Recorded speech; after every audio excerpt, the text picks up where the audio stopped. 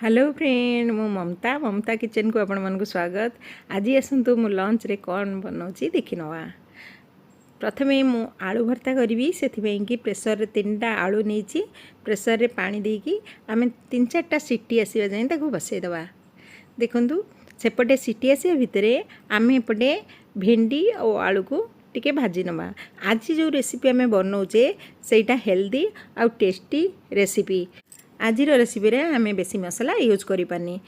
देखंतु एपटे हमर कढ़ई गरम हो गलानी से 2 चामच तेल पकेबा।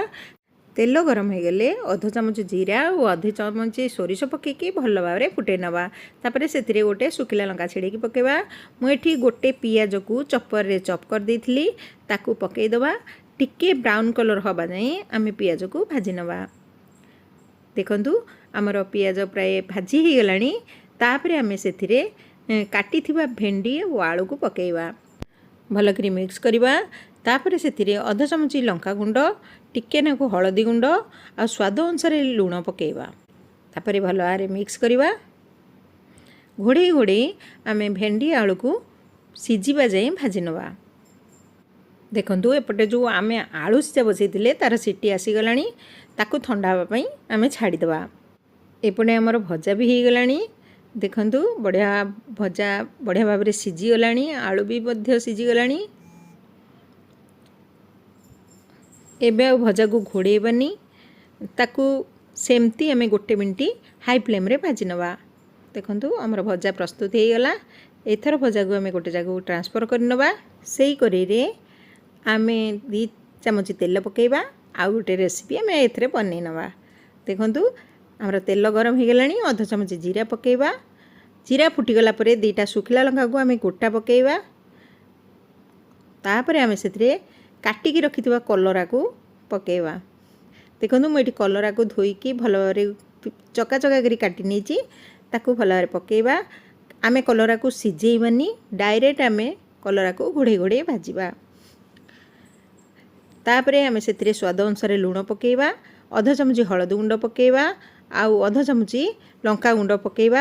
आधा चामच आम ए धनिया पाउडर पकेबा।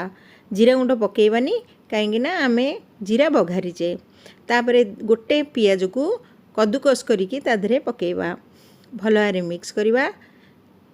तापर ढांकुणी बंद करिकी आम मीडियम टू लो फ्लेम रे कलरा को सीझा जाए घोड़े घोड़े भाजी नवा।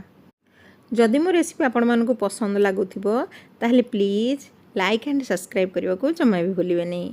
आमर कलरा भजा प्राय 50% हो गला। देखंतु कलरा आउ टिके आम घोड़ेकी आ 1 मिनट भाजी नवा। देखंतु आमर कलरा बसिबार 1 मिनट हो गला। आमर कलरा भजा भी बढ़िया भाव सीझी गला। आउ न घोड़ेकी आम 1 मिनट कलरा को सेमती भाजी नवा। देखंतु कलरा केते बढ़िया भाव सीझी जाइए। आमर कलरा भजा प्रस्तुत हो गला। एथर कलरा को ओल्हे नवा। एपटे आउ गोटे रेसिपी आम चलतु बनैबा। मु एपटे चपर रे गोटे पियाज को 4 फाड़ कर पकईची। 3टा कंचा लंका को देची ताकू आम चॉप कर नवा। देखंतु आमर बढ़िया भाव में चॉप हो गला पियाज। चलतु आम एबे आलू भर्ता बनैबा। आमर एपटे प्रेसर ठंडा हो गलानी। आमर आलू भी बढ़िया भाव में देखंतु केते बढ़िया भाव में सीझी जाइए। ताकू बाहर करदबा। टिके ठंडा होला परे तार चोपा को आम छड़ेबा। देखंतु आलूर सबु चोपा आम छड़े देले। तापरे आम ताक भल भाव चकड़ दबा।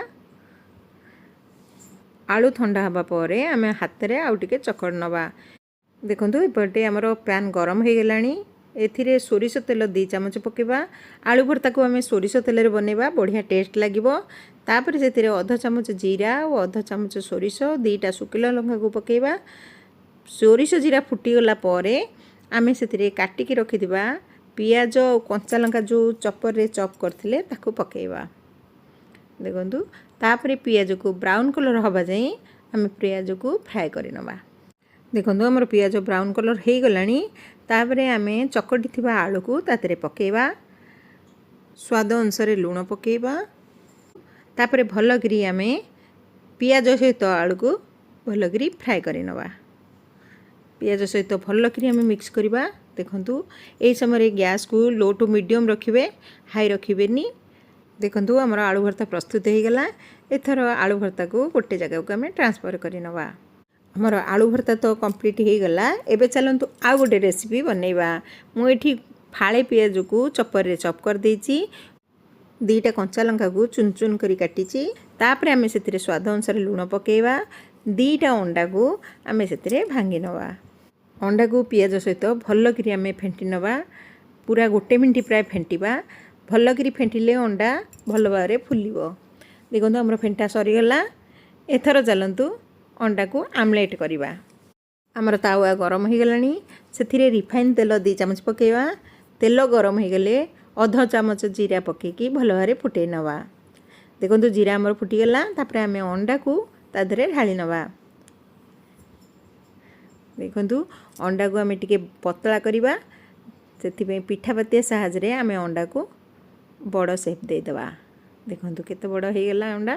देखंतु हमर गोटे फाळ हो गलानी। एबे ताको लेउटे देबा। केते बढ़िया भाबरे लेउटी गला। देखंतु हमर अंडार पछ साइड भी हो गलानी। देखंतु तापरे आमे अंडा को एबे 4 फाळ करिकी काटी नवा। सेही पिठापतिया साहाय्य आमे 4 खंड कर दबा। देखंतु हमर अंडा आमलेट भी प्रस्तुत हो गला। एथर गरम गरम आमे सर्व करिबा।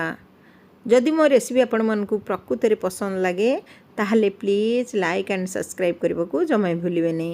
एही रेसिपी को घरे निश्चय सब ट्राई करंतु। देखिबे समस्त की पसंद आसीबो। आ मो रेसिपी आपण मानकु केमति लागुची निश्चय कमेंट बॉक्स रे जणैबे। आजिर लंच आपण मानकु केमति लागिला निश्चय कमेंट बॉक्स रे जणैबे। एही रेसिपी को घरे निश्चय थरे ट्राई करंतु।